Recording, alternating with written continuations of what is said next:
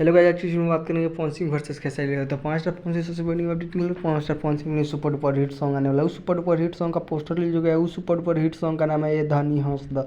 ये सॉन्ग बहुत ज़्यादा सुपर डुपर हिट होने वाला है 5 स्टार पवन सिंह का। तो अगर मेरे चैनल को सब्सक्राइब कर ले। चलिए बात करते हैं खेसारी लाल के बारे में। तो खेसारी लाल का भी एक new super duper hit song आने वाला है। तो उस सुपर डुपर हिट सॉन्ग का नाम होने वाला है, इसमें पूरी जानकारी देंगे। अगर मेरे चैनल पर नहीं तो मेरे चैनल को लाइक और सब्सक्राइब और शेयर जरूर करें। तो उस सुपर डुपर हिट सॉन्ग का नाम है गजबे के लुक। ये सॉन्ग बहुत ज़्यादा सुपर डुपर हिट होने वाला है।